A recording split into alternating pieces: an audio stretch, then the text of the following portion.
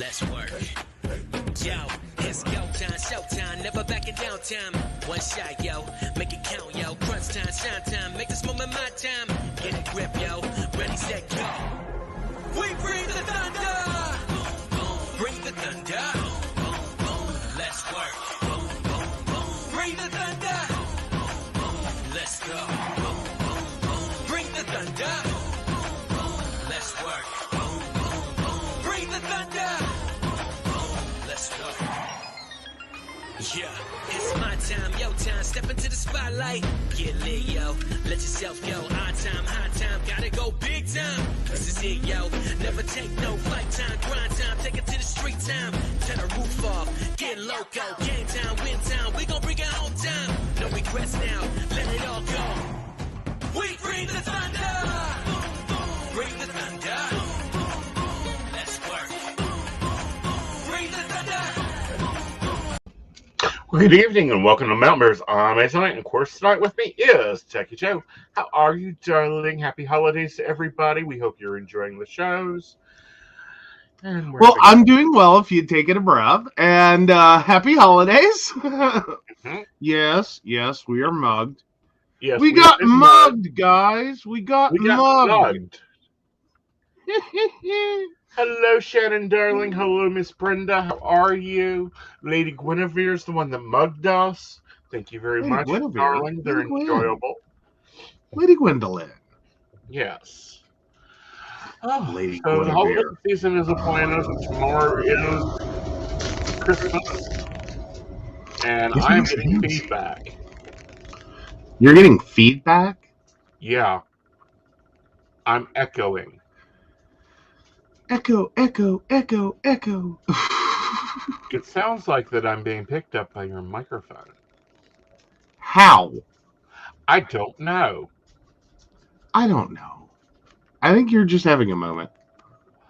Okay, that's a possibility. I've been having a few of them because, we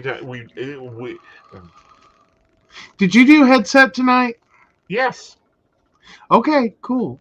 Yeah, I remember to put my earbuds in. Okay. Yeah. Yeah. Oh. Yeah, We've had a few moments recently. Yeah. Okay, Brenda says she heard it, but it's gone. You may have to pop your headset out and put it in your little base and then try again. That's all I end up doing normally. See, This is why I'm Techy Joe. Thank you, Shannon. All right, let me try to take my ears off and put them back on, guys. Oh, but no, it's been a few moments recently in our lives. Yeah, it has. Yeah.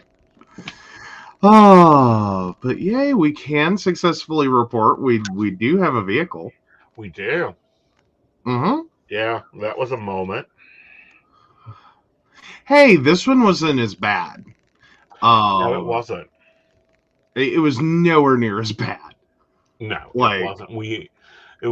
I'd done a lot of pre-research. I had 4 options available to me that I wanted. We ended up at option 2, which was an easy finance opportunity, but a little bit more down payment. Oh, yeah. Yeah. Yeah, but it still worked out well, I think. Hey, and I didn't end up with the swap thing. Mm-hmm.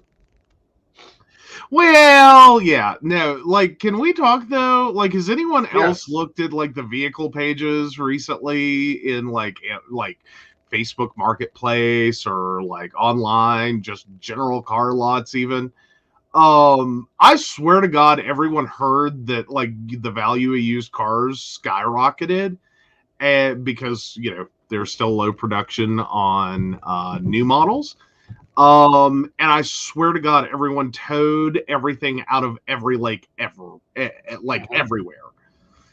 Yes, I do like it. I do. It's been nice. Sorry, guys, I'm trying to get comfortable. I'm not as flexy as I used to be. Oh, but yeah. But no, I'm liking. So we got an 08 Kia Sportage. It's all-wheel drive V6. Yes. I'm liking it. Yeah, well, we had talked about that would be the next model we went for you. Yeah, like that was supposed to be the new car.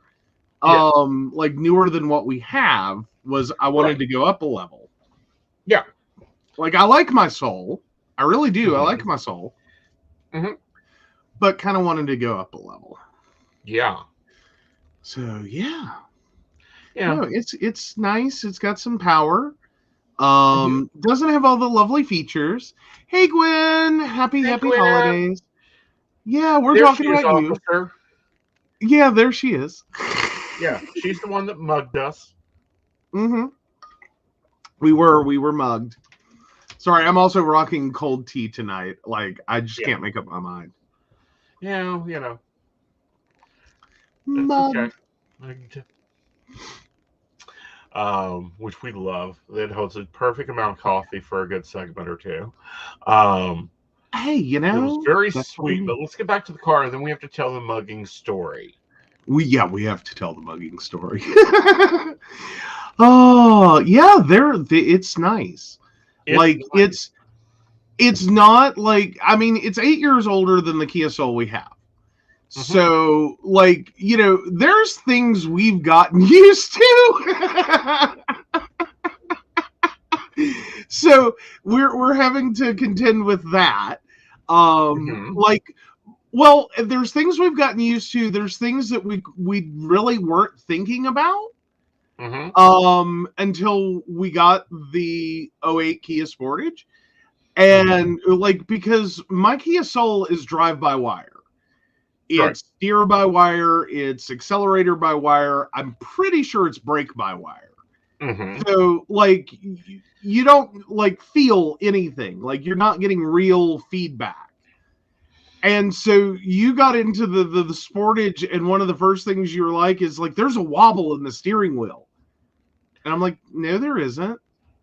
And I'm like, okay, there's a little wobble in the steering wheel. But then I'm like, honey, you haven't driven a vehicle in like 2 years that was actually not like an overglorified arcade game.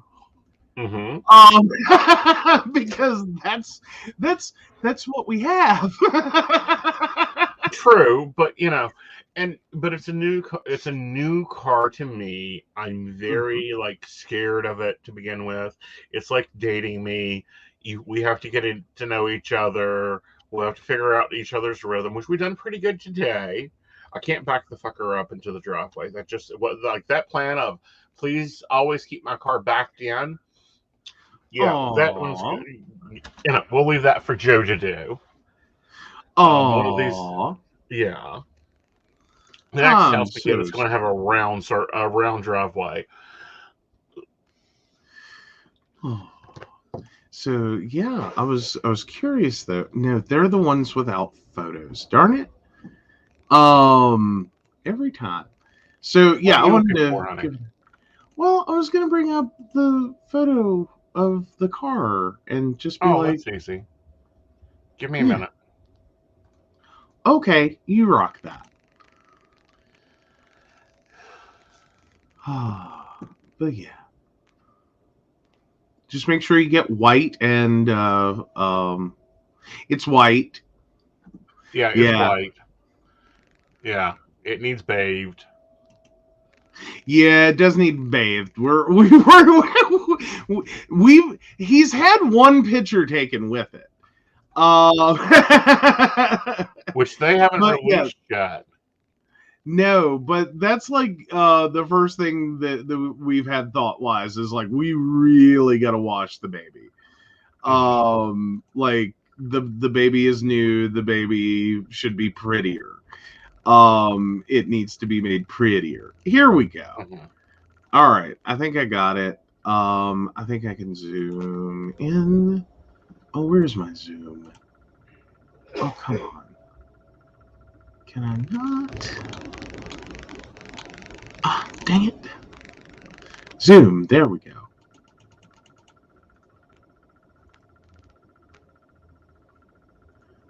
Okay. But, like, stop scrolling. There we go. Alrighty. That was a bad life choice. Alright, so we're going to try this. and see how it goes. And share. There we go. So yeah, let me get back here. So this is effectively what we bought. Yep. Yeah, almost identical. Yes. Well, I actually have the picture of it. I just can't get it to come up. Oh, really? Okay, cool. Yeah. Let me see if I can send it to you. I don't know. This is working. This is not the exact vehicle we bought. I mean, it looks identical, except like it is so not that clean. Okay, cool. So let me pull that up real quick. There we go. There we go. Yeah. Yeah. See if you can zoom that one. Alrighty, let me see what I can do with that. There you go. There we go. Yep. So there's baby. Like pretty baby. Yep. We're the fifth owners. If we're technically the third owners, but 2 car lots own it, so it says we're the fifth owners. Baby. Yeah. He just named it. Oh, did we just name it Baby? We have Princess and Baby. Yes. What? Well, now we have to watch where we park it, or we'll put her in a corner. And that no one puts Baby in a corner. Baby in a corner.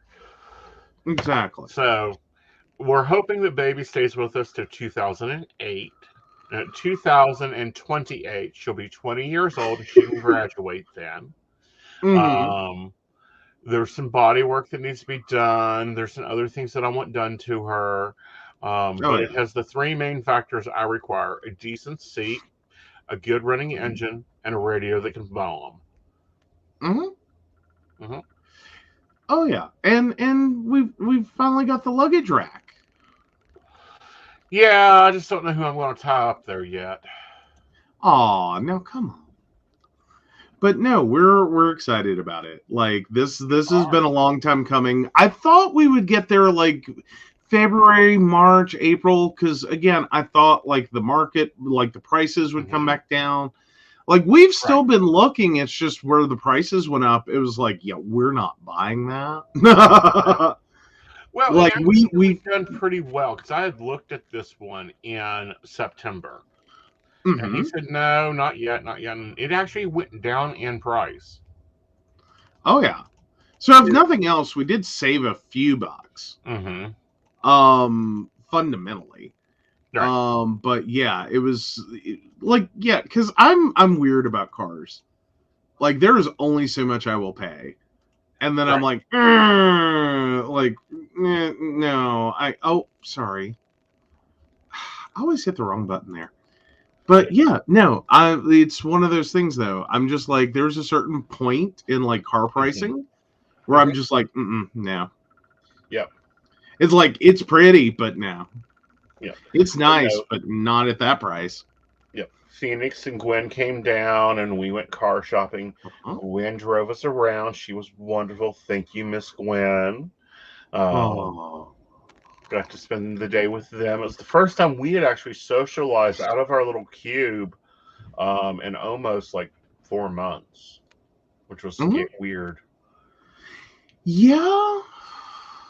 Like we've had a lot of repetitiveness in the last few months. Like it's been very on build an empire, on. Yes, build the empire.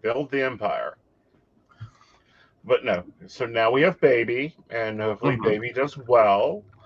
Princess will be going in for her dolly surgery and a heart transplant, hopefully in March. I'm sorry, her dolly surgery and her heart transplant? Yes. What about her is top heavy? Everything about her is top heavy, honey. Have you ever not driven her in the wind? No. See, you're misunderstanding. Top heavy for light enough to take flight. Like if she had wings, we could have, a lot of flown miles on her. Yeah. Like all she needs is wings. Yeah. So, she would fly.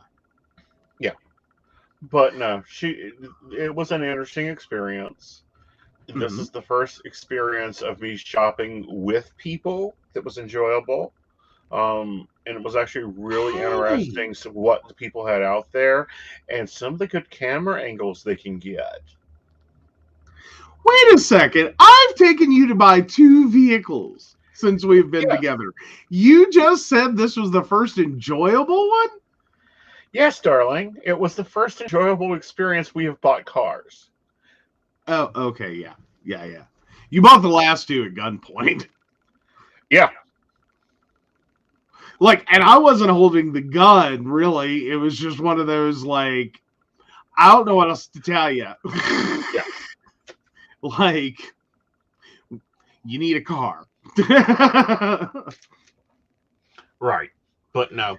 So it's interesting what has gone on this year. It's been a really interesting year. We'll probably talk about that New Year's Eve, looking back at some of the things that all of us have gone through in a year in review, um, and just how things have changed.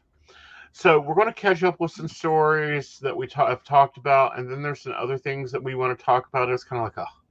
So first up, the injured Manfield candle factory workers have filed a lawsuit. So we're going to see this Well, go to take a court. sip. Take a sip. Oh, Oh my God.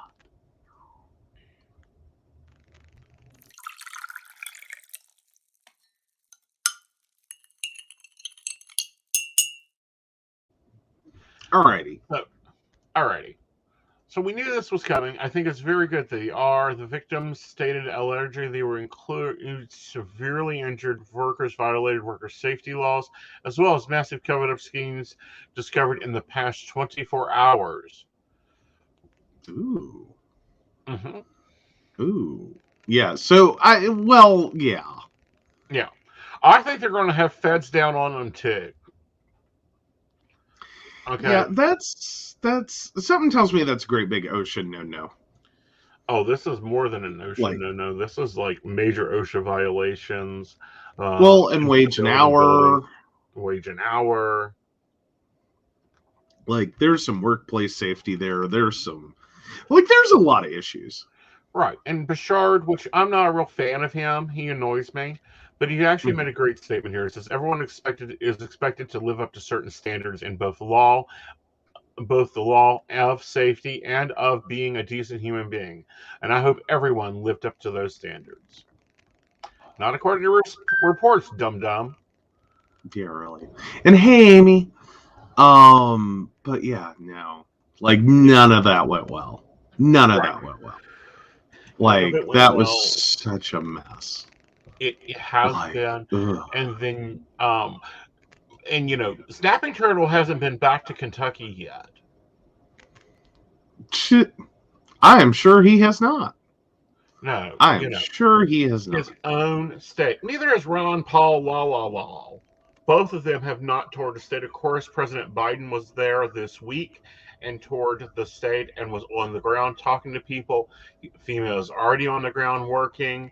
They are already moving forward with FEMA care and declaring it a disaster and pushing everything to the max. Oh yeah. Yeah.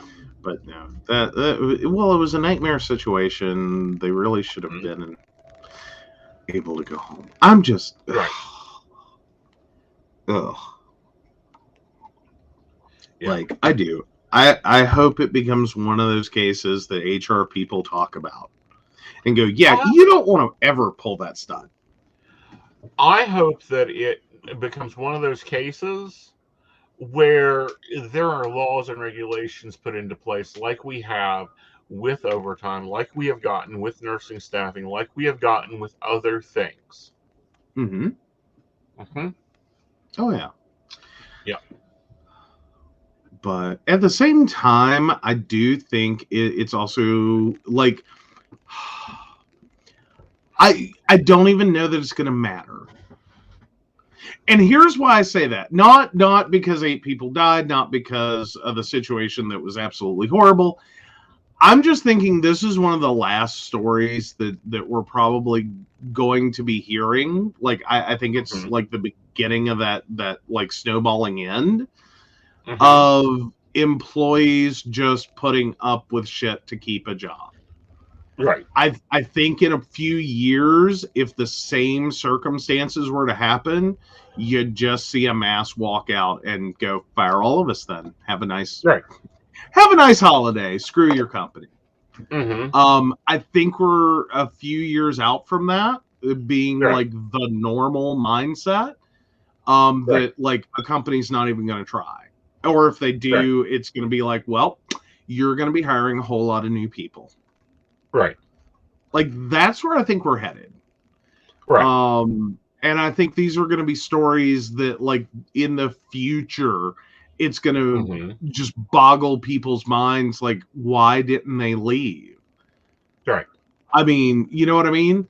Like, when we, like, because I remember sitting in history class, and some of the stuff before, like, our, so to speak, more modern 100-year-old labor laws went into effect.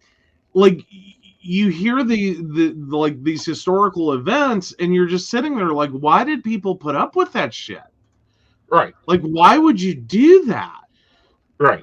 Like, I think it's going to fall in that same realm as, like, you know, you go a couple of decades in the future, and it's going to be like, why? Like, we'll have to try to explain this to teenagers. Like, why would you do that? It's like, well, once upon a time, there was the 1980s, and everything ate everything, and then we all started threatening people that, you know, we'd fire them or telling them they should be grateful to have a job. And this is where we ended up. It was a wild, like, 40-year run. Right. Like, and it's one of those 40-year runs that's, like, very different. Like, I think we're going into a new age as far as employment, as far as what a job looks like, as far as what a gig looks like. Yeah, I think we're about to revamp the idea of employment entirely. Right. Because I think we've all hit that brick wall of, like, this just isn't sustainable. You can't do this. Right. Like, you can't work like this. You can't live like this. You can't, you know, be on this treadmill. Like, it's not sustainable. Like, we've watched enough people die out of it. Like, and death by work is ridiculous. And I mean, for the things that we're talking about, I'm not talking about, like, you have a workplace accident and, oh my God, that's so horrible and tragic. I'm talking about, like the Mayfield situation, in which people die because of workplace stupidity. Right. Like, when you have managers that cannot get it, and then you have employees that are legit, like, I have to have this job. I have to do whatever you tell me to do. I think we've hit the wall of, like, that's just not a thing. Right. Yeah. It's my hope, anyway. I know. And, like, you know, that would be my Christmas gift. Right. Well, my Christmas gift would be for the labor unions to come back over. And hell places yes. to freaking get labor unions again. Oh, flip yeah. Yeah. Like, yeah, we've needed that for, like, that's needed to become a thing again for a while. Like, for a very long while. I'm still confused as to how we have managed to talk people out of unions. Like, how has that worked? Well, like, how? It's worked because of bad press on unions. It's worked because of, you know, different situations that occurred in unions, and, you know, people not just wanting to pay the dues because they don't see the benefits of it. Yeah, I because our government has weakened because they've weakened the rights of the unions. Yeah, no, I think that needs to become part of, like, the 2022 Build Back Better, like, part D. Right. Like, there needs to be a total change in how we view unions, what authority unions have, what abilities unions have. Yeah. to create, like, help with creating a better workplace. Like, we've tried relying on the federal government. Like, I'm sorry, if you've been employed at any point since the 1970s, you got to be sitting here and looking at the bullshit and going, yeah, this didn't work. This didn't work. This was a bad plan to be. What I would also like to see is the guilds come back, the professional guilds, the electricians guilds, the plumbers guilds. Hell, I'm part of the Professional Terrorist Association. I joined a psychic guild in a heartbeat. When we, especially if we had the bargaining power to go and buy, like, the equipment is designed for us, we could actually buy it in bulk through the guild. We'd be able to negotiate phone contracts, medical plans. I'd love to join up with, like, I don't know, 400 psychics. Can you imagine what Dell would give us as a price? Well, not only that, but just like having, like, associated professionals that can actually have a resource to understand your industry properly.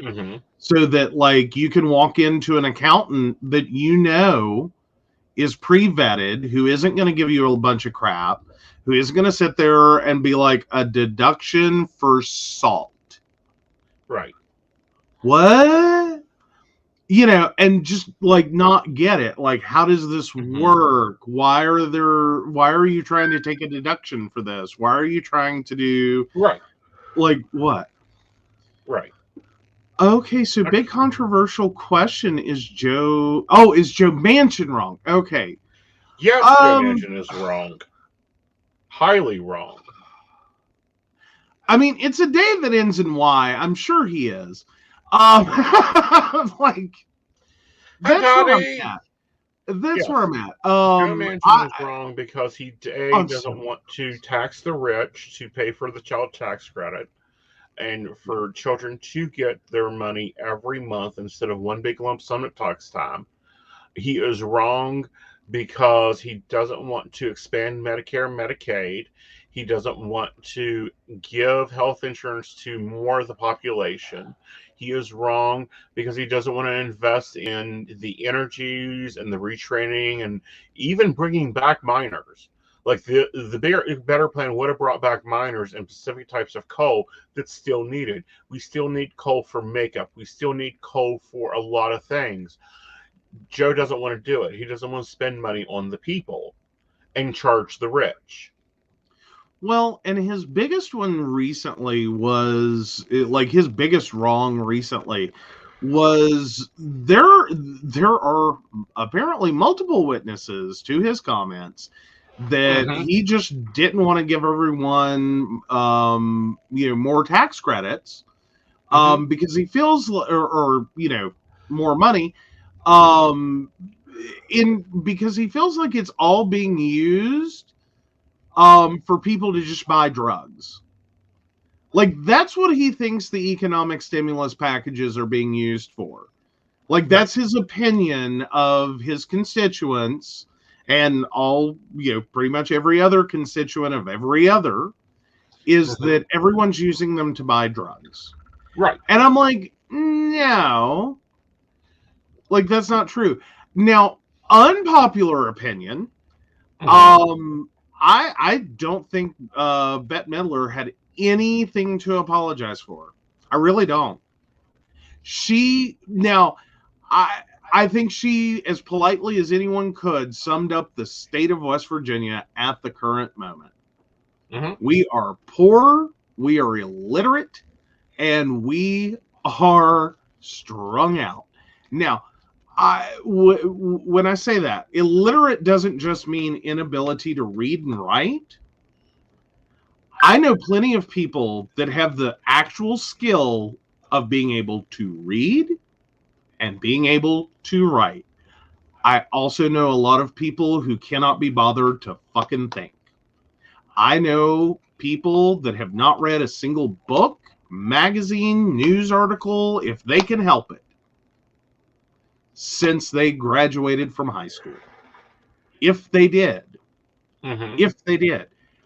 they are so disconnected, and it represents a lot of people in West Virginia who just don't bother. Right. So they are fundamentally ignorant of everything that is going on around them, and that is way too many people in this state. Mm-hmm. Way too many. Right. They the do other not part of this that was included in the Build Back Better plan, and I think Mhm. the reason that he is going against it is because there is part of the Big Back Better plan that requires the FDA to renegotiate drug allowed prices for diabetic medicines. Oh, hell yeah. Yeah, you knew he wasn't going to vote for that. Oh, of course.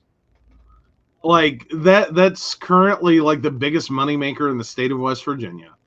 Mm-hmm. Are drug companies. Not actually in a way that benefits anyone in the state of West Virginia. Mm-hmm. But in ways that fundamentally benefit the state attorney general's office, general slush fund.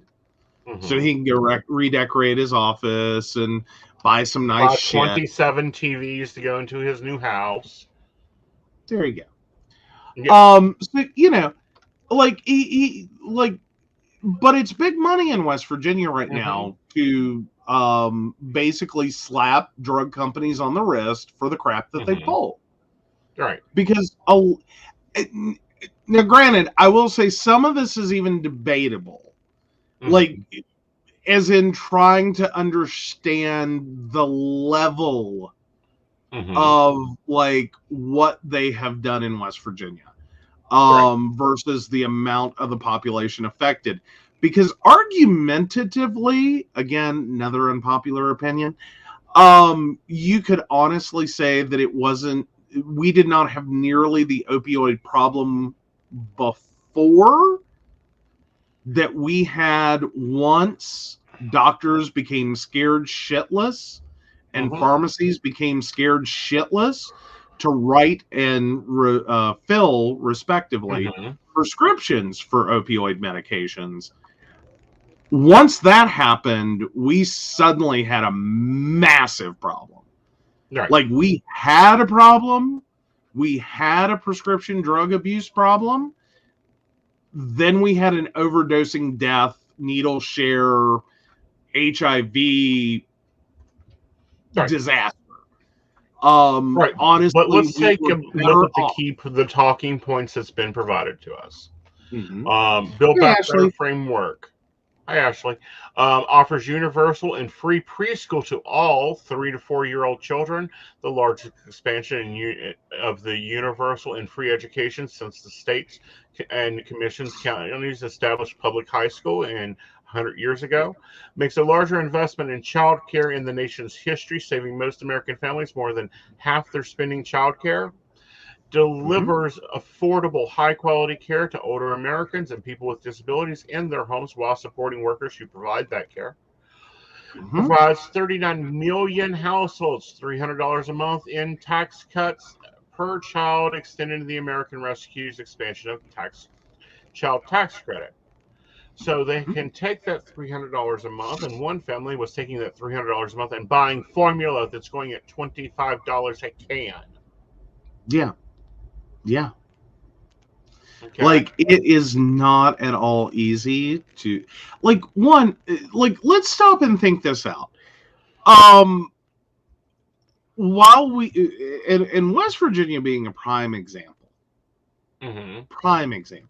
like, we have a massive drug problem right now. I'm not saying we're the only state ever.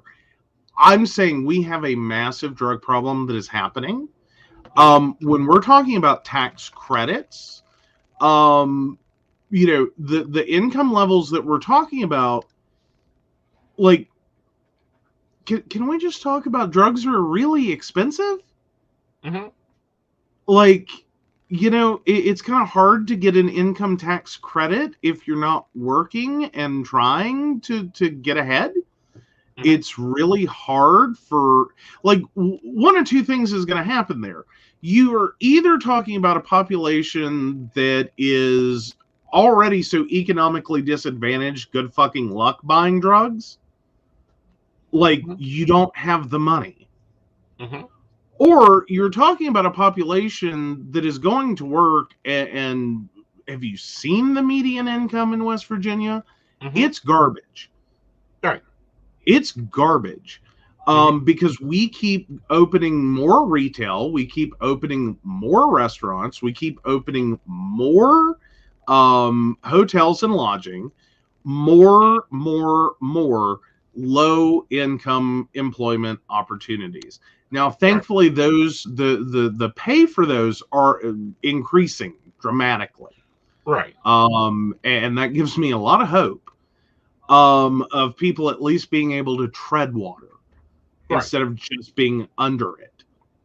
Well, I thought I would, when I read this price about baby formula being $39 a container, and knowing that, when we had the babies, it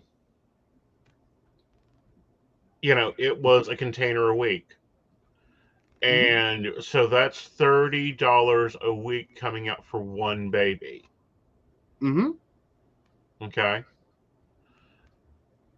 I can't imagine if you have to have a specialty formula, like if they're lactose intolerant or if they need iron, how much that formula is. And that can shrunk. It shrunk. Yeah. Everything else is shrunk and the price has gone up. Mm-hmm. Like, I'm sorry, you used to get 10 packs of oatmeal. Mm-hmm. Now you get 6. Right. Same price, but yeah. Like, it's things like that. We're constantly getting hit with that. Because it's not just like price direct inflation where you can sit there and look at it. It's like, okay, but if you change the definition of what a box of oatmeal is, like the concept, the construct, but the price stays the same, no, the price went up. Right.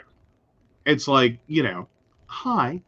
And have you noticed how big like quarts of milk are getting in physical packaging? Yeah. Like, they're really trying to make sure you're a little confused when you buy that quart of milk instead of that half gallon of milk. Oh, yeah. Like, so you can very easily screw that up. Yeah. Like, these are all ways in which, and like the price will be like minimally different, like all that crap. Yeah. Right. Well, I know, Ashley, honey, you've got a baby. If a can of formula lasts, what, a week? If that, comment in. Anyone that's raised babies here recently, how long one can of formula will last you? Mm-hmm. And we're not talking the big ones. 1 week if I'm lucky. Okay. So, and that was reported by ABC. What this family was using their tax child credit money each month for was to pay for formula. Mm-hmm. And she's doing nursing and formula. Mm-hmm. Like, so it's a baby, not, yeah. And it's cheap. Like, children aren't cheap. So, but that's not even the pieces that aggravate me. Okay. So, and then efforts to combat climate change in America, retraining workers, investing in clean air technology and, solar panel technology where it could be beneficial. Enthusing the U.S. steel market and other materials to create hundreds of thousands of good jobs at home. Advanced environment justice for new clean energy and sustaining acceleration so the projects around the country will deliver 40% benefit off the investment. Mm-hmm. Reducing the cost of prescription drugs, strengthening the Affordable Care Act, closing the medical coverage gap, leading to 400 million uninsured people to gain coverage, expanding medical coverage to include hearing benefits, like your grandmother's hearing aids, like your child's hearing aids. Well, yeah, like anyone's. Like, I still don't get this. I Medicaid in West Virginia, Medicaid in general doesn't make sense to me. Right. So here, like, there's two ways you end up on Medicaid. One is like Medicaid as part of like long-term disability. Right. And then there's Medicaid as what is intended to be temporary insurance due to unemployment or underemployment. as in you're economically disadvantaged and need health care. Okay. Help me understand. Somehow I get where someone thinks, okay, we're going to have disability version of this and we're just going to warehouse people. Like, we're not going to try to make them better. We're just going to warehouse them until they drop dead. But then you have the temporary version. And for the longest time, only recently have we added dental coverage. Right. And it's still not great in West Virginia. We've added dental coverage. We only cover eye care up to age 21. We only cover, certain forms of like hearing issues. Right. Not hearing aids, most definitely. So tell me how it is that you expect someone who is or underemployed or otherwise economically disadvantaged to improve their situation if they can't hear, they can't see, and they can't eat, and we have a massive problem in this country and have had and all around the world with judging people on their dental. Like, it is the greatest predictor. Your dental situation is your greatest predictor of long-term economic wealth. Point blank, we will treat people like absolute garbage if their mouth doesn't look right. But yet, we co-tie that with the economic ability to pay for that dental status. Right. So, like, here we are. We can literally have someone that, through no fault of their own, gets in a car accident, loses their job because they can't work for an extended period of time that exceeds the bounds. In that massive accident, loses all their teeth or a good chunk in the front, may never economically recover from that because every time they go for a job interview, they can't smile. Like, hi, where are we with that? Why do we think this somehow mentally works? That, like, how do you get a job if you can't hear? How do you get a job if you can't see? Right. Like, I'm sorry, my glasses are not like a fashion statement. No. Like, the worst thing that has happened to me recently. Like, you'd think it would be the car. You'd really think in the last week the worst thing that's happened to me was the car. It was not. It was the simple accidental stupidity of laying my glasses on the coffee table while I take a nap, and the dog comes in and chews them up. And I'm just like, and I'm having that freak out that, like, oh God, please tell me we still have the glasses without prism. Like, I'm on a, like, I don't know, 3-4-year-old prescription right now for my glasses. Pardon? For the moment. For the moment. I know. I'm not. I know. Like, it's fine. But, like, I'm okay. I'm just saying. But if I didn't have these, I would be potentially wearing glasses that have prism and will really mess up my vision and throw my eyes actually out of alignment. Because there was a while after I had my neck surgery, I had to have prism correction, or before my neck surgery, actually. Or I could not have any spare glasses. And what do I do at that point? Right. Like, to help one understand in the audience where I'm at without my glasses, I can't see the big E. The big E, it doesn't exist to me. I see a big white light. That's how well I can see. How is someone that ends up in my position that is trying to fix their life and get back employed supposed to drive to an interview? read an application, fill out an application, work, Mm-hmm. to even get to the point where they have the money to buy glasses. I don't get it. I don't get it. Right. Like, it's the most high. Could you have a V8 moment here? Right. Well, and it's the moment where, people have to, get real and understand that these are real things for America. Now, also in the Build Back Better plan is expanding the earned income tax credit, expanding access to affordable, high-quality education beyond high school, promoting nutritional security to support children's health. This is the plan which gives the children free breakfast and lunch at school, and during the summer months, $65 per child per month to the families, to more than 29 million children. Strengthen the middle class through historical investments in equality, safety, and fairness. Invest in immigration reform, which, helps our farming community and brings our food bills down. And what's even better is it's fully paid for. By rolling back the Trump administration's rebate rules and plans to be fully paid by asking more than the largest 100, those are the people earning over $500,000 a year.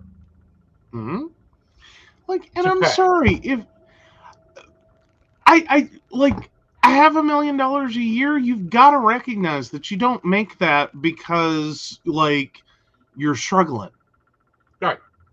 Like, you don't make $500,000 a year and tread water. Right. Like, you've got to recognize that, like, the things that you are doing to make $500,000 or more a year are very codependent upon many, many people beneath you. Right. Like, on a corporate ladder. Yeah. And also many large profitable companies from paying $0 in taxes. And, that would make them pay a minimum of 15% taxes on corporate returns. Oh, yes. Oh, so yeah, $500,000, Ashley, is the tax level at which people would be taxed. That would be the new tax. New taxes would be for those making $500,000 a year or more. Right. Like, it's ridiculous. And we do have some questions coming in. And I think I said hi to Dottie. So yeah. But no, but this is what we're bitching. This is what there's bitching over. This is what Manchin doesn't support. Right. I don't get it. Like, I'm sorry, this seems like a no-brainer. Like, I get why a bunch of heads stuck up their ass, snake eating its own tail Republicans are having a moment. Right. And it's like, oh, there's a Democrat proposing it, so, screw everyone. Well, not only that, but there's not only that, but everyone in that making that decision, Republican and Democrat, would have to pay more taxes. Because we don't have a senator or a representative that is not making more than $500,000 a year and doesn't have at least $9 million in assets. Is that actually still true? Yes. Because I'm wondering about AOC. Because that was kind of the thing. She was waiting tables before.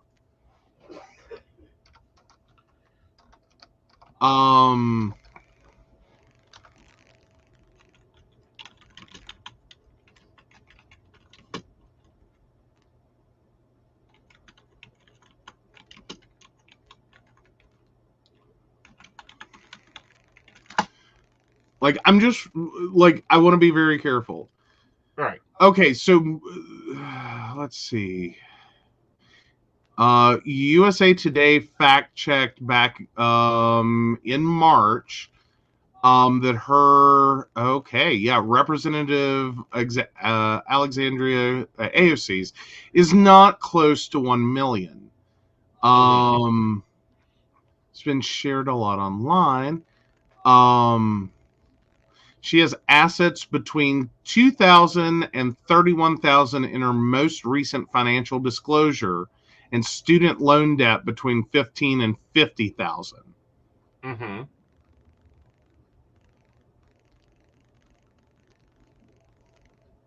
Yeah, so she is actually, she's been estimated pretty much,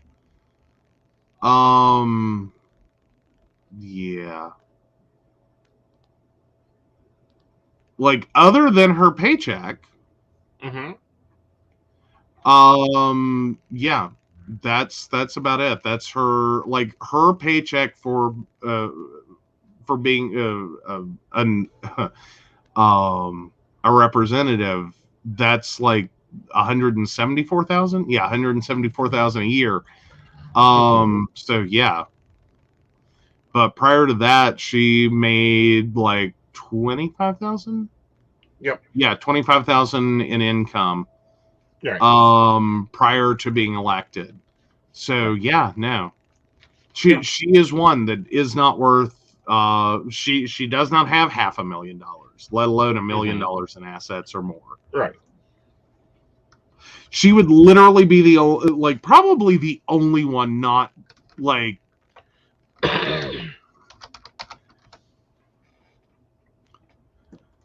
Oh yeah, we spoke about the Bette Midler comments briefly. Yeah, we agree with her.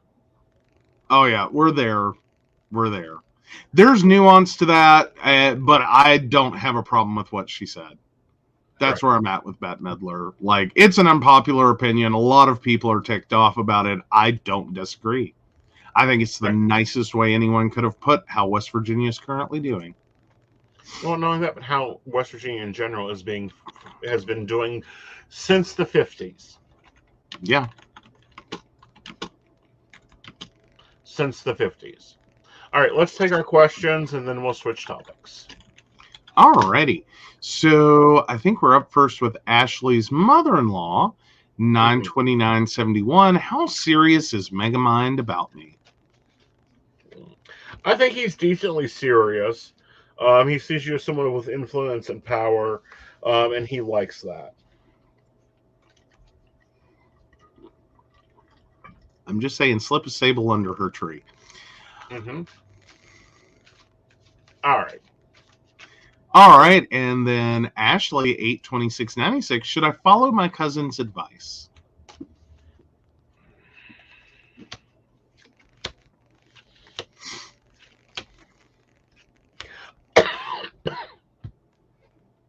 No. You should follow your heart. Ace of Cups. And here's why. I think your cousin is a little jaded on some things.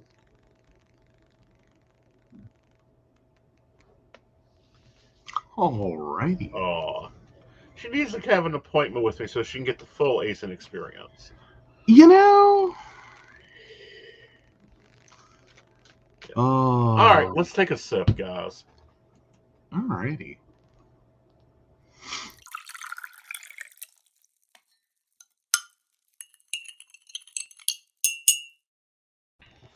All right.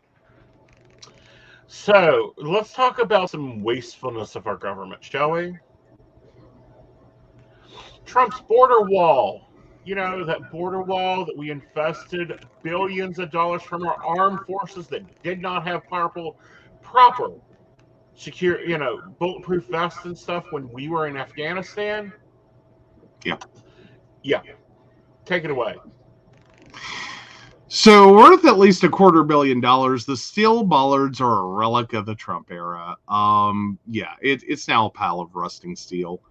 Tens of thousands of heavy steel slats, once destined to become part of former President Donald Trump's border wall, are slowly rusting in the open air throughout the southwestern borderlands. The bollards, 18 or 33 foot long hollow posts, most of them reinforced with concrete and rebar, are worth at least $250 million. The Department of Defense owns most of that steel, but it's unclear what will or can be done with it. For now, it remains in spiderweb stacks, sunning themselves in vast staging areas along the wall. Oh, what a crock. Like, we knew that was going to happen, though. And then Um. okay, listen to me. We've got steel walls rusting in the Southwest. We've got pipeline rusting in the mountains. Mhm. Yeah. We've got equipment sitting there going dead. What the heck? Why don't we build something? Exactly. I mean, because we've already spent the money. Like we've already spent the money, and if we're talking about like 18 and 33 foot long posts, Mm-hmm. like you gotta be able to tell me that those can be used to build housing, something Housing, factories, like you know, there's no way that could not be used to build still housing. There's no way that the piping that we've got sitting around here could not be used to move water from California to, from, Colorado to California that's been needing more pipelines. Water pipelines, it's a pipe, it'll contain the water and it's supposed to move oil so it won't be leaking. What the hell? well, they haven't had the best luck with that. Let's not get ahead of leaks. But if water leaks, what are you going to get? A river? At most? Flooded by water isn't the worst thing. Always. It's better than flooded by crude oil. Flooded by crude oil is pretty flippin' bad. Mm-hmm. We don't want to knock anywhere off the, right, off the map, but yeah, I think we can manage. Mm-hmm. But yeah, no, there's a lot of crumbling infrastructure, and to just think about that much, like billions of dollars in steel and concrete, reinforced concrete, you would think someone, like an architect somewhere, should read this story and be like, how could I build affordable housing out of this material? Like, how could we reuse this? Because fundamentally it was built for one purpose.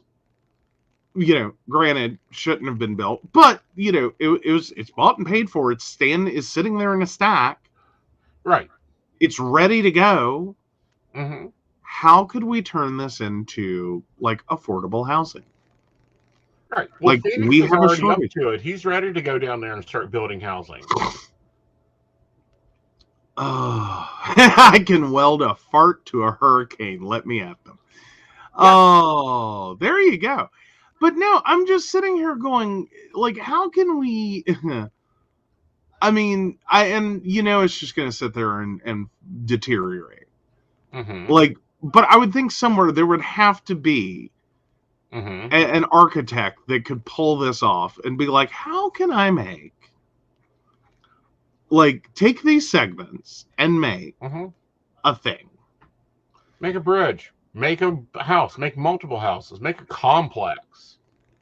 Oh, yeah. Windmills, aqueducts, hydroelectric. Yeah, there's a lot of things I would think we would be able to use them. And I'm talking about repurposing. Right. Like, how could we repurpose it? Right. Like, I would think structurally that's a hell of a piece of structure. I would think at worst you could combine like 3 or 4 together and make a superstructure if you needed it. It may be a little imperfect for what one would normally think of, but dear God, like at least pillars to support, right. Like especially the concrete reinforced ones. I mean, my God, yeah, like I don't know, but it's not going to happen. That's what I hate about this. It is such an ugly hot topic, ugly place that is coming from that no one wants to touch it. Right. But at the same time, it's like I would be thrilled to see that's moved to different areas, and consolidated into affordable housing. Right. Like decent, affordable housing. Right. Like, and because we've had a massive problem with that. Like, we've been stuck on this concept of trying to get out of government-run housing, trying to get out of quote-unquote ghettos, trying to get out of this concept. That unfortunately all we've ended up doing is just ruining a bunch of people's credits and leaving a lot of people struggling to make ends meet. Right. With, you know, a landlord-tenant situation in which the landlord already doesn't want you as a tenant because they're not making enough money off of you. Right. And fundamentally, if you don't go, like, you know, a HUD voucher route, your head's underwater. Right. Like, you cannot, in most areas of this country, on the current wage that you could expect, even now after it's gone up, you're still, like, at best treading water. Right. To make that monthly payment. Right. Like, no, I would think we could do better. Right. Like, that's my take on it. I say make housing. I say that we take a community stock in what we have. Well, I say we take a stock. We take a stock of what the federal government owns in materials, and we put it to work where we need it in this country. If we need housing in Florida, take a team of welders and a couple semi-truck drivers, load that crap up and go down to Florida and build some housing. If we need some bridges took care of up here in West Virginia, because we've seen every bridge in our area get worked on, patchwork worked on, load that shit up and take it up to, bring it up here. Bring those welders from Florida up here. Tell them, get to work. We've paid for this stuff already. It's like spare materials in this house. When I buy extra, we put it to work. Usually. Now, we did finally get to throw away some drywall and some lumber. We got to throw away a half a sheet of drywall. Yep. And that's just because I didn't feel like mudding my office. I'm just now getting it to where I can deal with it. I know. Yeah. But no, I mean, but even with that, it's like, no, like, you can't use everything, but billions of dollars worth of materials. And this is billions of it dollars. Can be melted back down. Open up one of those factories in Pennsylvania. Put those people to work reprocessing this. Yeah. If it isn't what you need, send it back and get it reprocessed. Mm-hmm. Like, I don't know. Call me weird, call me crazy. But I think that, no, we should be trying some experimental housing. Mm-hmm. I'm absolutely loving the idea of the 3D printed concrete housing. Mm-hmm. I mean, just that alone. Right. Like, why aren't we funding this heavily? Right. I mean, it's not a guarantee this is going to be the greatest home you'll ever own. This is not a guarantee. Right. But it's an opportunity to do two things. Find out, is this a viable living, condition? Mm-hmm. As well as ensure that everyone has a home. Right. And if you do that in a way in which the government is going to back this shit up, mm-hmm. and go, look, if this all goes to hell, we'll fix it. Right. Like, we will get you into better housing. We will resolve this issue. We will take care of it. But it's an opportunity to test an entirely new building technique that could revolutionize building as we know it. Mm-hmm. And really drastically improve the world. Right now, we're just kind of teetering with this concept mm-hmm. of three-dimensionally printing homes. Right. Like, you load up a giant... It is the coolest process to ever... It really is. You should watch some videos. There's some great videos of houses being built this way. I think they're amazing. And my mind runs rampant. Like, why aren't we doing more of this? Mm-hmm. Like, energy efficient... Like, theoretically, energy efficient, super stable housing. Like it's not getting knocked over tomorrow. You know. And we need to build that in places that need it. Like the West Coast that is now being battled by storms. Major storms, flooding storms, snow out the wazoo, powerful storms here. Well, Imagine I don't think there's a steel. Yeah, and coastal areas in general. Right. Like, if you're gonna keep having this, like, I want to live on the coast dream, you need some housing. Yeah, you need some steel. They can take the hurricane, that Phoenix was talking about here. That can take them putting it out there.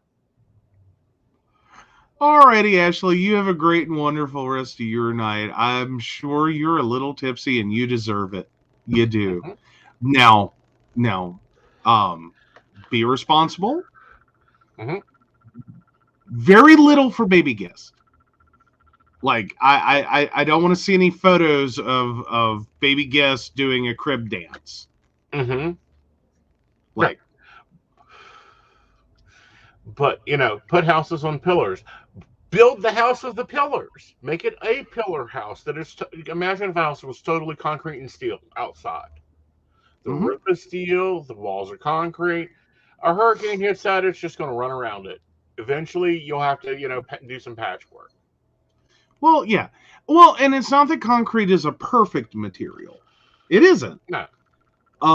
But no, I think there are a lot of it, and there are still like things that we're not utilizing, like permeable pavement. Right. The number of people who don't even realize that's a thing. That pavement that absorbs water, that redirects water.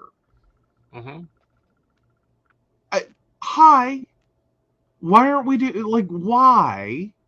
Right. Aren't we taking some areas that are already suffering? And okay, let's try some things here. We'll back it as a government. Right. We will back this up. Like, if it goes wrong, let's do that. Hemp. Oh my God. Like, if you want a reason to get pissed off at Baptist, hemp really always sets me off.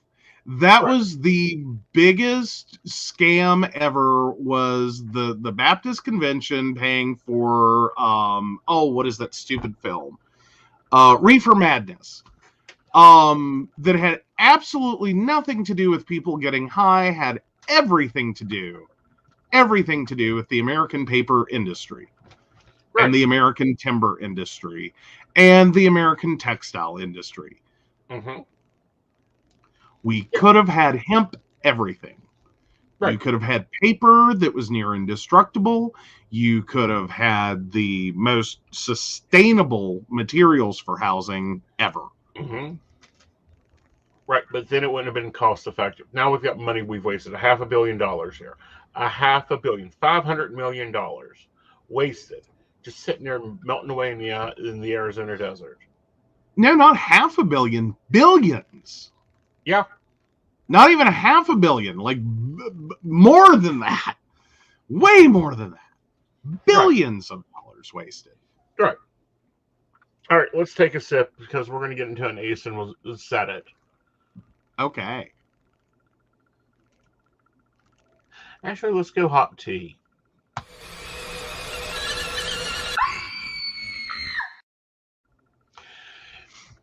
All right, at least a month ago on a show, I talked about this becoming the thing.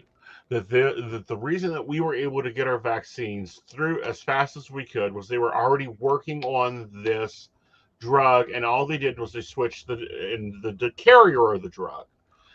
And for those that don't understand what a carrier of a drug is, it's the delivery system, whether it is capsule or a fluid solution or whatever.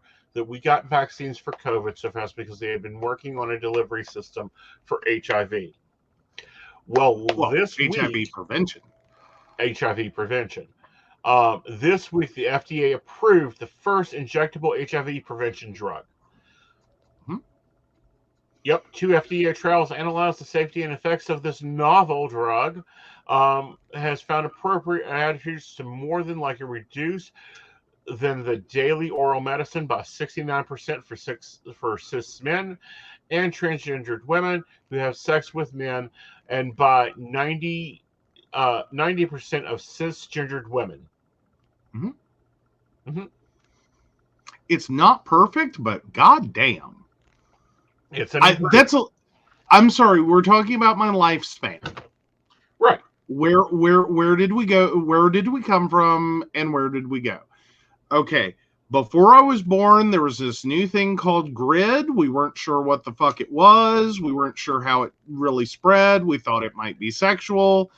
We have gone through an entire learning process of how it, transmits. We eventually got to the point of, some really crappy drugs that worked for some people, but not everyone, and at least extended time for people. We have gotten to a phase in which it was 3 simple pills a day, then down to like 1. Then we got to PrEP. Mm-hmm.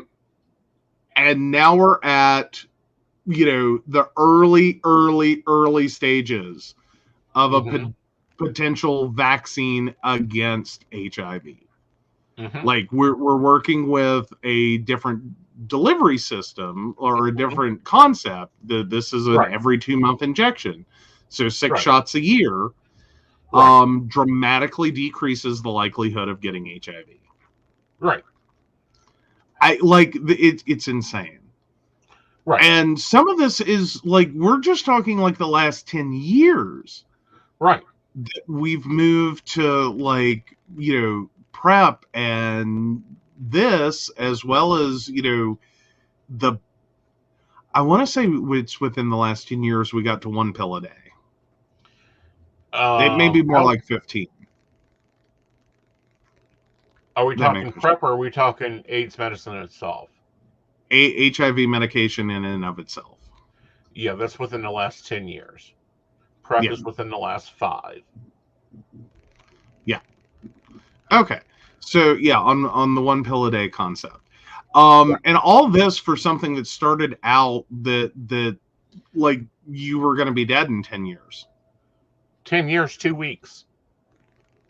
Well, for people that were originally showing up in the very, very beginning. Mm-hmm. The very, very beginning. Were basically dropping dead because they didn't have HIV anymore. Right. They had turned full-blown AIDS. Right. They had moved well past the HIV window. Right. And it had overtaken their body. But an original, like if you had like 1982, you had a child born with HIV. That child had like 10 years before they were going to develop AIDS, most likely. Right. Or if you were, the first time you had sex, you got HIV, you're 18 years old. That doesn't always work out, but follow along with me. You weren't going to see your 30th birthday. Right. We went from that to this in the span of 40 years. That's pretty flippin' amazing. Oh, yeah. So that's the part you called. Or one part of what you called. Now, I believe you also were thinking that this also moves us closer to cancer treatment as well, doesn't it? Yes, they have started the cancer treatment. The actual cancer vaccine, Pfizer is in testing. Wow. We're getting there. Yeah. Breast cancer is undergoing testing, so they've started the trial of it. Because now they have the proven delivery system. Like, talk about your silver lining in a horrible situation. Right. Wouldn't it be something that by the time you hit your 50th birthday, that, there's measles, mumps, rubella, this weird disease called AIDS, and then the cancer shot that kids get when they're 7. Well, yeah, and especially if you're talking about like by the time I'm 70 and like we start having conversations like and we have these new like, whatever the fuck replaces TikTok in like 30 some years. On there having to learn about this weird thing that like that's a third world country disease. Right. Like like we talk about malaria now. Right. Like how do you get malaria? Like Yeah. in the US, how the fuck do you get malaria? Like no one gets malaria. Right. Not in the US, not in most major countries. You really have to go way off the map. Right. To the back beyond horrible conditions to even think about malaria. Right. I would like HIV to be there. Yeah. Where it's like, how the fuck did someone get, like, have you traveled outside the country? Mm-hmm. Like, what horrible, like, where in Rwanda were you? Mm-hmm. Like, otherwise, like, you did not get HIV on your Roman holiday. You did not get HIV because you went to Vegas for a weekend. Mm-hmm. You did not get HIV because you went to Canada. Like, right. Get it there. I would love it to be consumption. Oh yeah, like who the fuck dies of consumption anymore? Right. Like where did you go? What did you do? How did it happen? Did you try? Like, did you order it in the mail and put it in your arm? Like, how did you get consumption? Right. Like, yeah, it's not a thing. No one gets that anymore. Right. I would love it to be there. Yeah. Yeah. Yeah. Brenda, exactly. AIDS is only in the history books. That would be wonderful. Absolutely. And yeah, the COVID vaccine kicked all this off. Or more importantly, the search for this is probably also part of why there's a bunch of people that are really pissed off about that whole COVID vaccination thing. It was literally HIV research. Yeah. Like this thing that so many people are so adamant that, they're still stuck in this whole grid concept that it's a gay thing. Are just so ticked off, I'm sure, that it was research towards this that allowed you to have a COVID vaccination, right? Or at least a delivery, effective delivery method for a COVID vaccination, right? I know that's going to be ticking some people off. Oh, that's kicking a lot of people off. That's probably one of their number one issues. Because I'm forever have said, and will continue to say this, if this struck 40-year-old cis men, straight cis men, in a heart, we would have had a cure for AIDS in 1987. Oh hell, but that goes along the same lines of if straight cis men got pregnant, you would be able to find more abortion clinics than ATMs. Like, I'm just saying. Like, if pregnancy happened to men, like birth control, my God. Like, if men got periods, like, fuck. Like, you would be like, there would be drive-through, like, period products. Right. Like, you would just be, like, there would just be a whole place that you could just drive through and be like, I'd like 3 beers, some chocolate, and I need some tampons. Right. Like, but that's, like, just general world. Well, I think they would have already fixed that. Point blank, I'll be honest, I think there would be a pill you take and you just don't have it.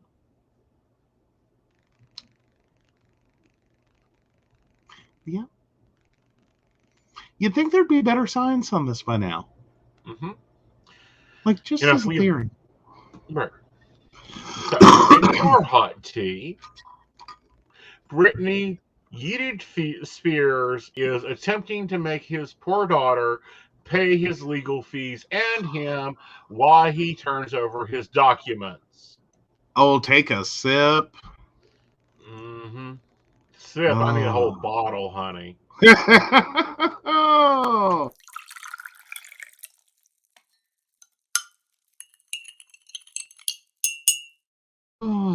So Britney Spears' dad is still trying to leech off of her. So she's free, but her dad has actually petitioned the court to keep paying his legal fees. And this fucking lawyer, I swear to fucking God. This is his second branch as a lawyer because his billion-dollar lawyers quit the day they lost the case. Well, yeah.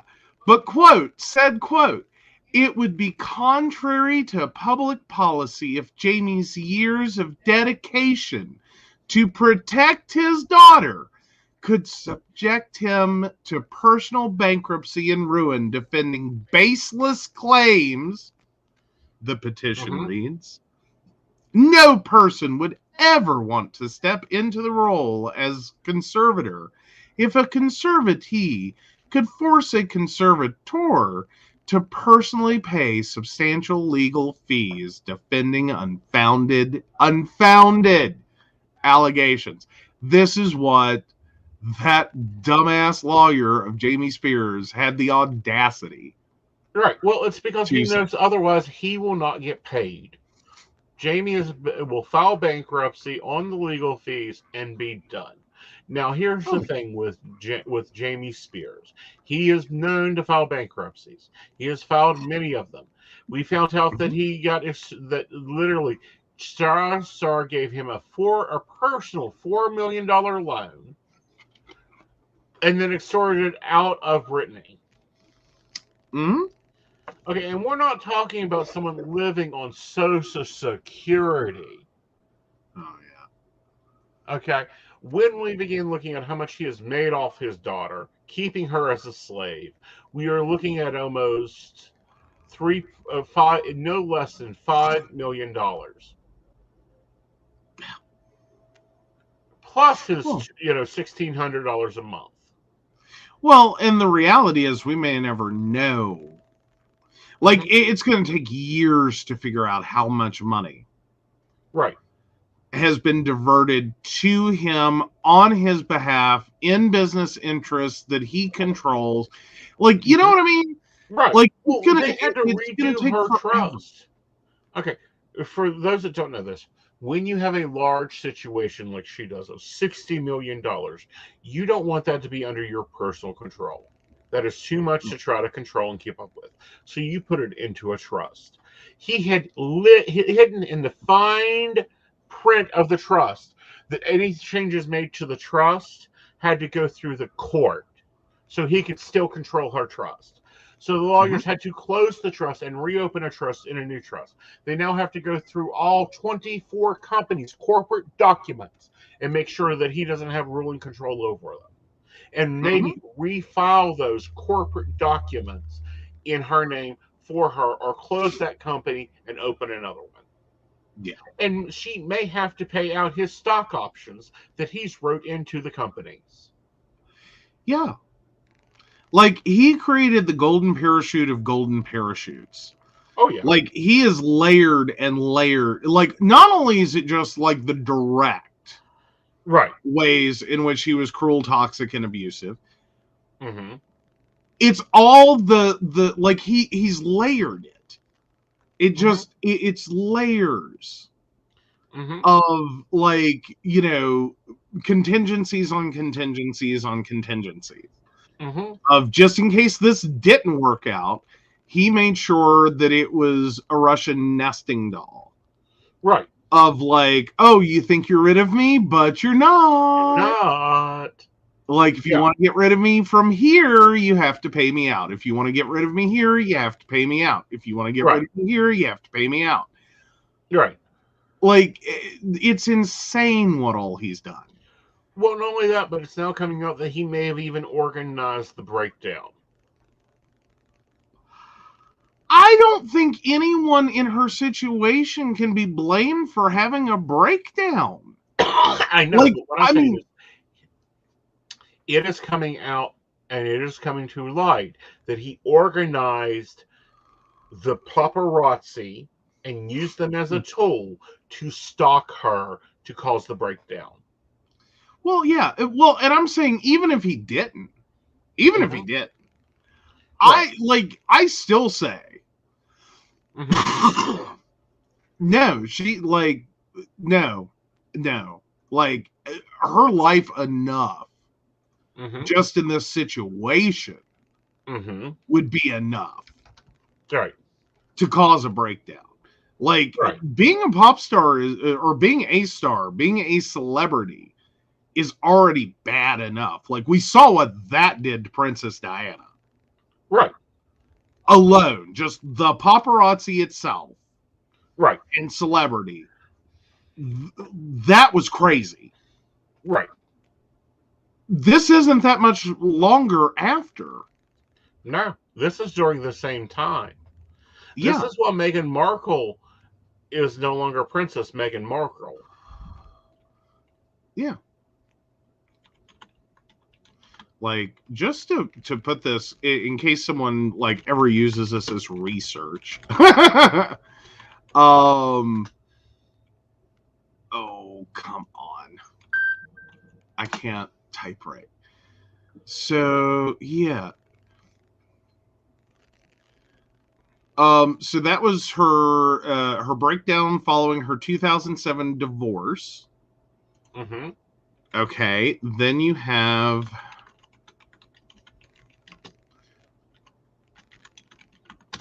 And then what? Princess Diana's death was only 10 years before.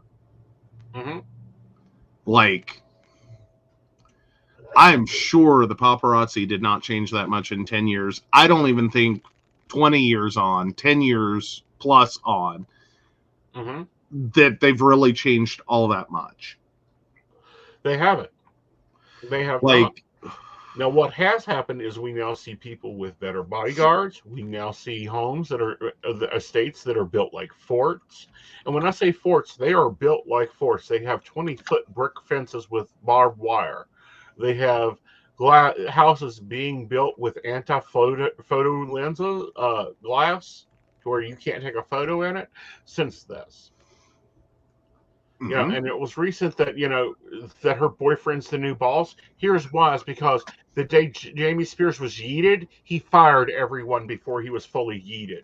So she came into this free, but trying to run a corporation with media after her. Everybody wants Brittany on the show. Which, by the way, Brittany, if you want to be a guest on the Psychic Coffee Shop, feel free to contact me, honey. You can find me in your Twitters. But anyhow, I doubt that she'll ever see this. But probably not. Even me, even me, I have to have interference. Yeah. I have the networks that run interference for me. You run interference for me. Our invisible assistant handles some things. Because otherwise, it's a constant stream for me. I cannot imagine her. Well, yeah. Well, and it's like here's some real talk here, okay? You're lucky. 99.9% of your clients are absolutely amazing, wonderful people that we have zero issues or concerns or worries for your personal safety about. Right. Note, I didn't say 100%. I'm saying like 99.9. There have been a few. A very small few that we've had moments like, this one scares me. I like, this one's making me uncomfortable. Like they're crossing some lines here. Like, and you've had that, like, even with network clients, you've had network clients that you've had to be like, nope. I'm blocking you. Like, I don't need, like, you're scaring me. You're getting way too dependent. You're getting way too, like, you're spending more money than you have. like you're making some really you should not be bad. calling me to ask what color socks to wear with your pants. No, nor should, like, let me tell you, like, a sentence that will freak your psychic out is if you say things like, well, I'm just going to late pay, I talked to my landlord, I'm going to late pay my rent this month to talk to you. Mm-hmm. That transaction will get declined and you will be blocked. I promise you that. Yeah, like, that's a moment, like, that's a call that's going to shut you down quickly. Because that's like, whoa. Right. That's not how you use the service. This is not how, like... Right. Because, one, that horrifies you. Yes. To literally think someone could become homeless because they called you. Right. Let alone everything else they've potentially had to give up. Mm-hmm. Oh, it's not even just like scammer. He's had people that have been that fanatic. And it's like, whoa, cut the cord. It's like, yeah, exactly. It's like, it's an addiction. And I'll stop it. As soon as I see a sign of it, I'll stop it. I'm sorry. That's the way I am. I know there are many psychics out there that will let you talk for 2 and 3 hours. I don't know what the hell to talk to you about for 2 or 3 hours. Your life isn't that complicated. I have cars that talk to me for 20 minutes. Yeah.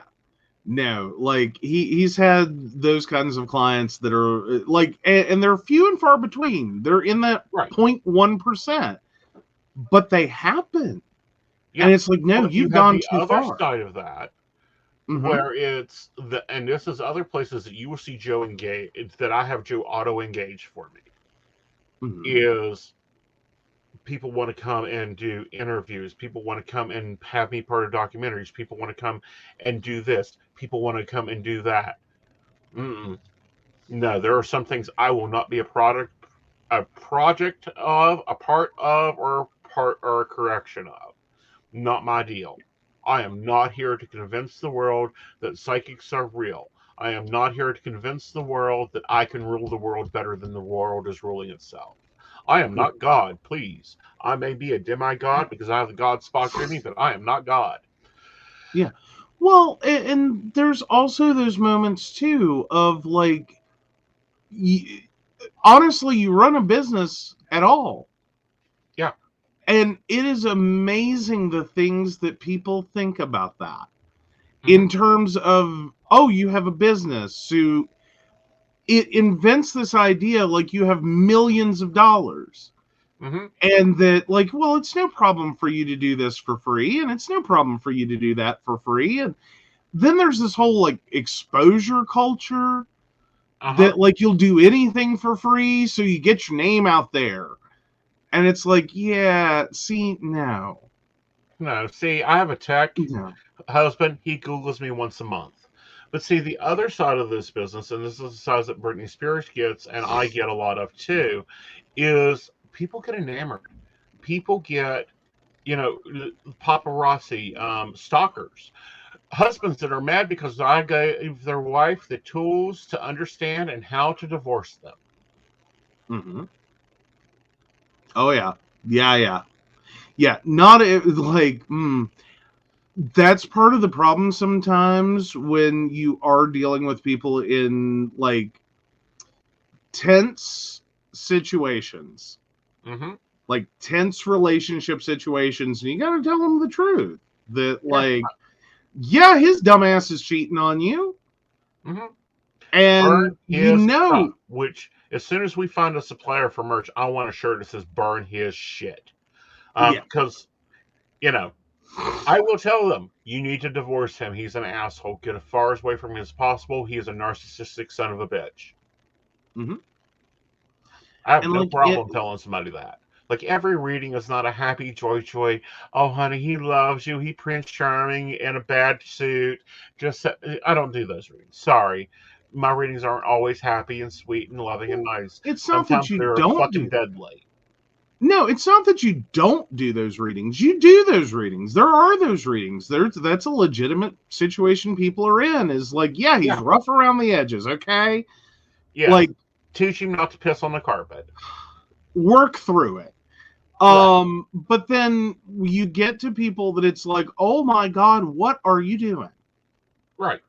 Like I haven't had a good card on this dude the whole time we're talking.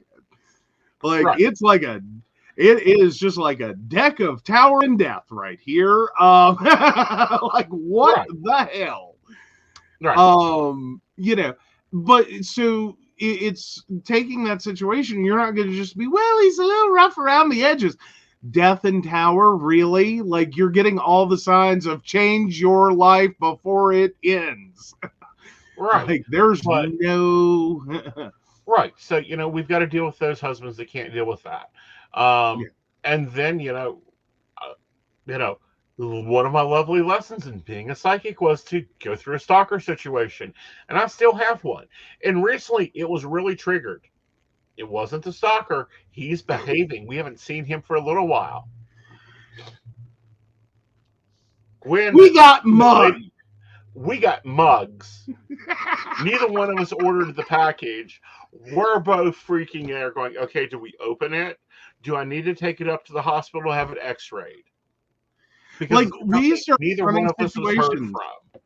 Yeah. Like, is it lead-based paint? Was it covered in anthrax? Are we already dead? Like, what happened? Right. Like, it's rare we have unanticipated packages. So it's one of those things that it's like, what is this? Where'd that come from? Yeah, should I call the boom boom squad? Right. And we had this happen yesterday, and I was kind of a little freaking, and I'm like, get me a spoon. Let's open this very carefully, because one of the companies I work with sent me a Christmas present. It was a really nice Christmas present. They did not let me know it was being sent. Yeah, and it didn't clearly say who it was from. It didn't say clearly who it was from. It didn't say anything about that. And I'm like, and I have 2 additional people in this house. My squad, they're used to it. It's used to being, this is how this is handled. This is what this does. This sits here for a little bit and we think about this. I've got 2 additional people in the house. And I'm going, okay, get me a spoon and let's figure out how to, if we open this with a spoon, it's very easy to open tape and stuff and not trigger things. Or you can tell if there's tension behind it, so you stop. And my heart's going 20 miles a minute. So I will please request, if baristas who have my address and send me something. You don't have to tell us what's in it. You don't have to tell us what it is. You just tell us that there's a package coming. You have a package on its way. Okay, cool. Granted, we do the same thing to our baristas. No, they get told. They get pictures of the packages going out. They don't get surprised for that factor. Oh yeah, no, but and it was one of those things I never really stopped and thought about. I've never had that pause until I started working at a debt collections agency. It really, you see this stuff in the news, and companies get mail with ricin and blah blah blah, and you don't really think that's something that could happen to me. Do you know who hates someone more than the, soon to be ex or is now an ex of the cheating bastard of the person who calls into a psychic? Every fucking debtor on the planet dealing with a debt collection agency. And debtor is just a term. It is not an insult. You would not believe the number of people that have bad debt, and most of them are rich. Rich people don't pay shit. No. Governor Justice is an example. It's that level of just they never pay anyone. They will argue to hell and back over $20 fucking. Right. Like an envelope that doesn't have a return address on it, you have to deal with it. And I'm a little more gung-ho. The stuff we used to get at a debt collections agency, one, people can be petty about paying a debt. We used to get super glued money. Someone would if say the it was $50.18.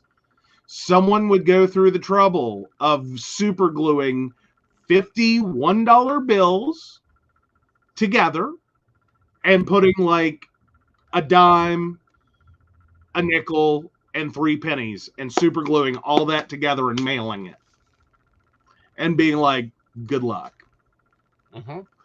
We used to get stuff that was smeared in or soaked in like urine and feces.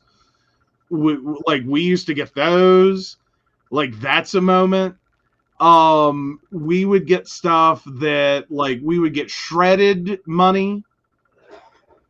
Like, people would take the $50 to pay their $50.18, and they would fucking shred the bills and, like, sit there and, like, hammer the coins. We got crap like that. Like, it was weird. Like, the amount of stuff. We had people that dearly loved to use flour or sugar. And by the way, none of this. Side note, these are like what I'm getting into right now is considered I believe, a federal felony.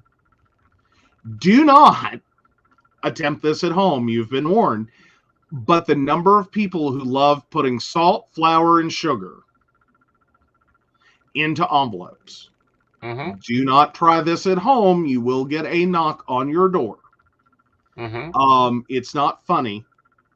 You can shut down an office very, very quickly. But people would pull it. Like, and I'm just sitting there working for this company like, oh my God.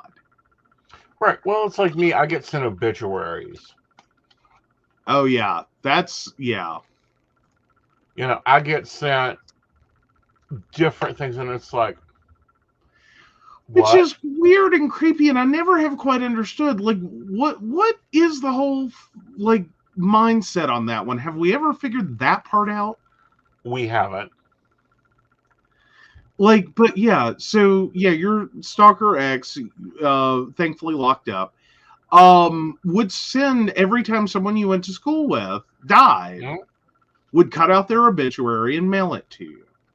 And I'm just sitting here like, I would find that creepy. Like, why? Would you do that? But at the same time, it's also like, why would you do that? Right. Like, I don't know. Yeah. I mean, so, you know, any mail that doesn't have a return address on it, Joe gets to handle it. That was his, first week here? It was like, yeah, because this is during the time when the invisible assistant was passing off duties to the, to him and going, and just walks in. You deal with this. Here, you get to deal with this, this, and this. Yeah, I was having great reminders of when I started working for the debt collection agency. And the newest member of the IT department got to hand out office supplies. As a weirdo associated like process we handled. And within 2 weeks, I got called into HR because for the first time ever, I turned it into a little assembly line.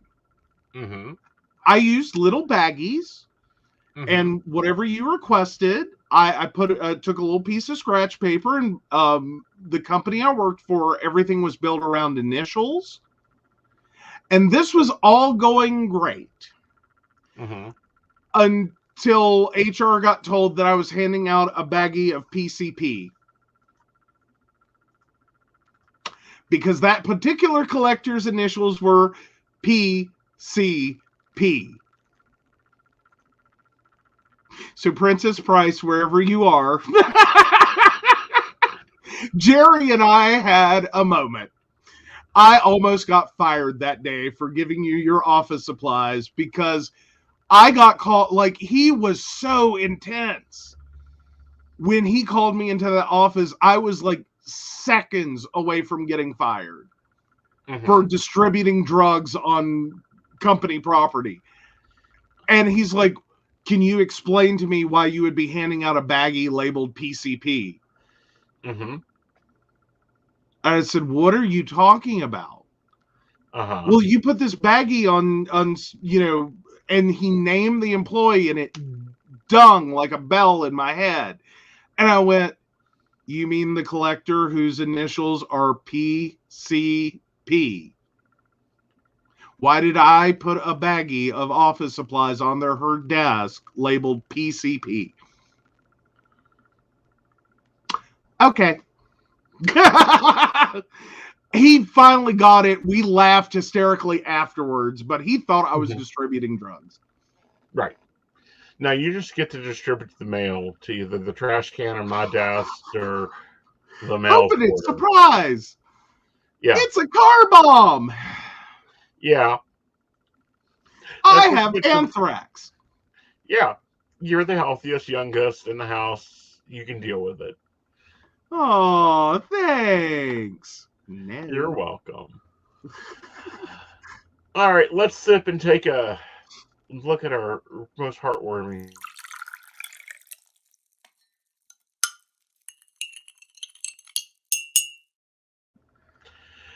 So, this segment's becoming one of my favorite segments. It's called Good News. And this one's really good news. Man loads his truck with a grill and food to help tornado victims in Kentucky. Following a recent flurry of tornadoes in Mansfield, Kentucky, it was all hands on grill as a nonprofit and individual alike fired up their barbecues to feed people. I figured I'd do what I could do, said Jim Finch, a man who, for no other reason than the people were in need, loaded his truck with food, water, and a barbecue grill and drove to Mansfield. There we go. Yeah. Oh. No, it's a lovely story. Mm-hmm. It is. Oh, to Mayfield where the hurricanes hit. Yeah. Okay. All right. Pitmasters were involved. Pitmasters barbecued Old Hickory Pit. They loaded up and took off too. That is absolutely amazing. Like, it really is part of the wonders of owning a food truck. Is you literally can take your food anywhere. Right. Like, it is a fully portable kitchen. I know it's all for publicity when like Tide does it. Because by the way, they have a mobile laundry. Yep. Tide does. Like they totally capitalize the fuck out of it. Like, oh, it's total Tide coded. But you know what was even more shocking, and I don't remember the TikTok that done it. If I find the TikTok, I'll share it to the baristas. She had video of 100 school buses from Eastern Kentucky driving to Western Kentucky, full of cleaning supplies. Mm-hmm. Absolutely. Like, it's part of the whole, like, you just don't know until you end up in one of those situations just how nasty nature can be. Right. Like, it really is, like, back in 93, 94, it was the blizzard of 93 turned into the flooding of 94. And just the level of nastiness from that flooding. Like, you think of water, you think of flooding, you think you understand it until it actually happens. Right. And it's not just mud. It really isn't. You start running into issues with sewage included in that flooding. All the stormwater, all of the backed up stormwater systems, all of the businesses that it goes through, like before that water gets to you. The number of cars that end up submerged and their fluids leak out. Like, it's just this toxic, nasty soup.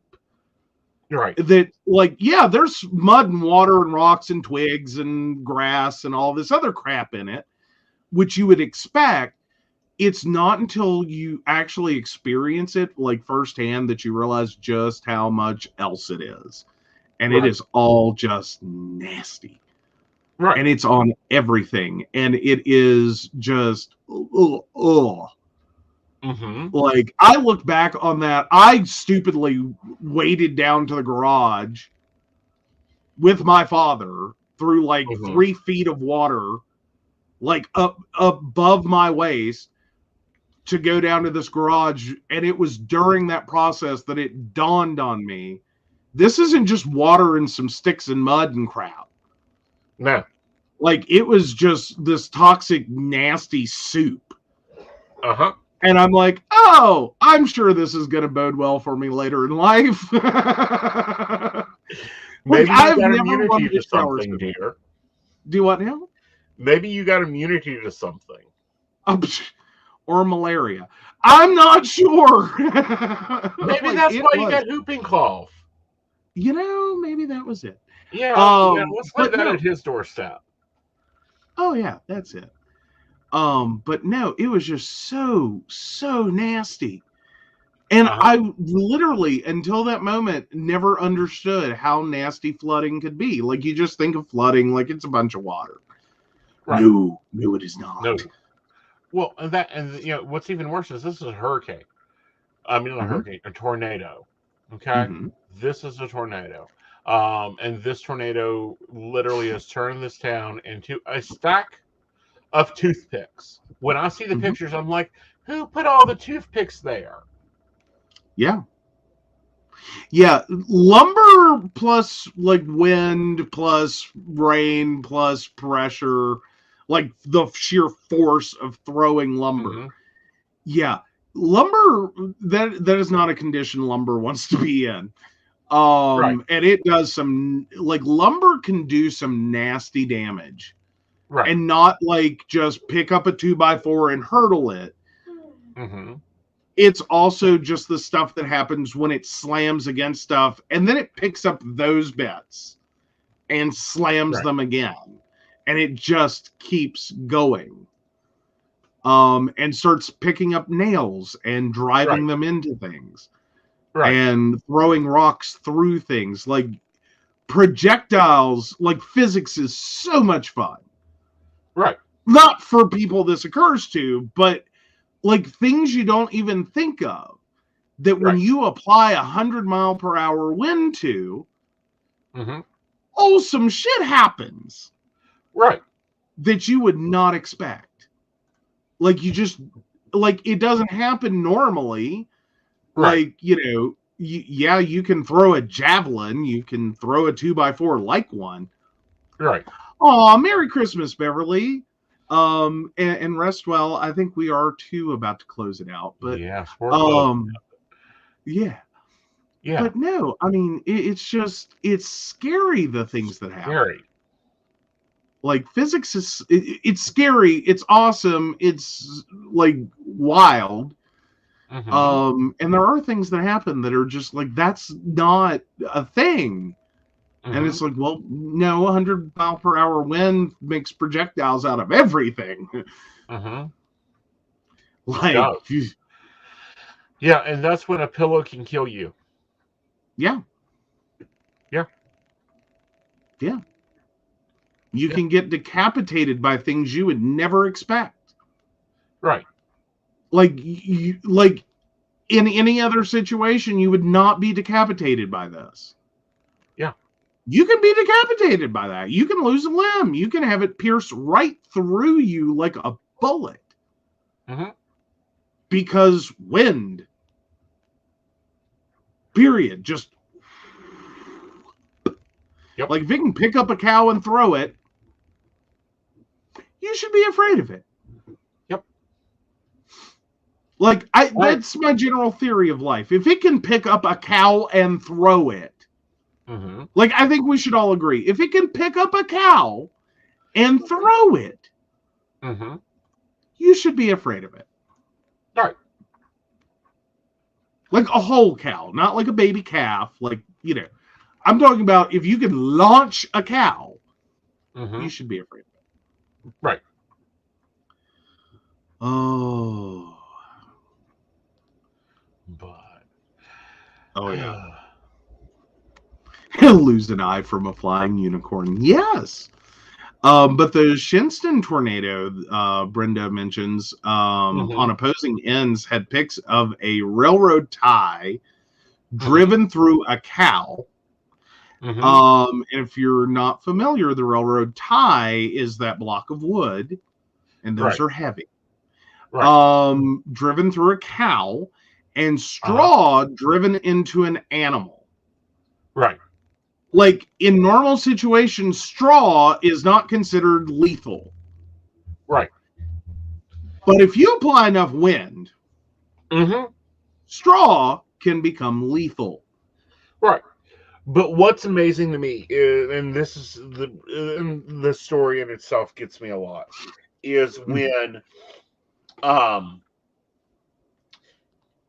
you see individuals like Finch, you see individuals like the smokers, you see people for no other reason than, well, hell, people need something to eat. Let's get moving.